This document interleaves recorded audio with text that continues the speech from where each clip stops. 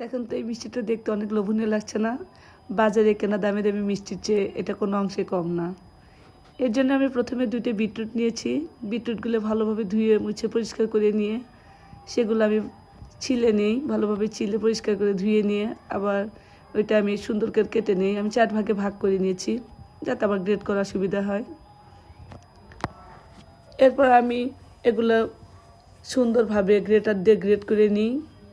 সবগুলো বিটরুটগুলো গ্রেটার দিয়ে গ্রেট করার পরে আমি চুলায় একটা ফ্রাই প্যান বসে দিই, তাতে সামান্য ঘি দিয়ে দিই। ঘিটা হালকা গরম হয়ে আসলে তাতে আমি বিটরুটগুলো দিয়ে দিই, দিয়ে একটু হালকা করে নেড়ে চেড়ে নিই।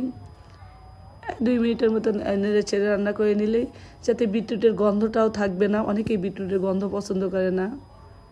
এরপর আমি এখানে 1 কাপ সুজি অ্যাড করে দিই।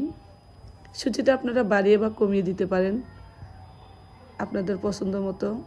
তারপর আমি এখানে 1 কাপ লিকুইড দুধ অ্যাড করে দিই। দুধগুলো দিয়ে ভালোভাবে নাড়িয়ে 2 মিনিট রান্না করে নিলে সুজিগুলোও সিদ্ধ হয়ে যাবে এবং বিটরুটগুলোও সিদ্ধ হয়ে যাবে। এরপর আমি এখানে 1 কাপ চিনি দিয়ে দিই। চিনি দিয়ে ভালোভাবে মিশিয়ে নিই। নিয়ে কিছুক্ষণ রান্না করার পর তাতে আমি 2 চামচ গুঁড়া দুধ অ্যাড করে দিই। দিয়ে ভালোভাবে মিশিয়ে নিয়ে কয়েক মিনিট রান্না করে এতে আমি কিছু ড্রাই ফ্রুট অ্যাড করি। আমি এখানে কিশমিশ আর চিনেবাদাম দিয়েছি, আপনারা যে কোনো ড্রাই ফ্রুট দিতে পারেন। কাজু বাদাম, কাঠবাদাম মিশিয়ে দিতে পারেন, ভালো লাগবে খেতে। এরপর আরও 2-3 মিনিট রান্না করে নিয়ে আমি সামান্য ঘি দিয়ে আর একটু মাখো মাখো হয়ে আসলেই আমি এটা নামিয়ে নিই। নিয়ে একটা প্লেটে উঠিয়ে নিই।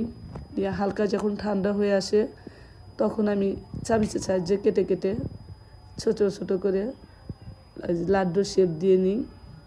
সবগুলো এইভাবে আমি লাড্ডু আকারে শেপ দিয়ে নিয়ে তৈরি করে নিই। দেখেন দেখতে কত সুন্দর হয়েছে না? এটা দেখতেই শুধু লোভনীয় হয়নি, খেতেও অনেক টেস্টি হয়েছে। বাচ্চারা কিন্তু বিটরুট খেতে চায় না, তো এইভাবে তৈরি করে দিয়ে দেখবেন খেতে খুব ভালো লাগবে, বাচ্চারাও খেতে পছন্দ করবে। আমার এই লাড্ডুর রেসিপি কেমন হয়েছে কমেন্টসে জানেন।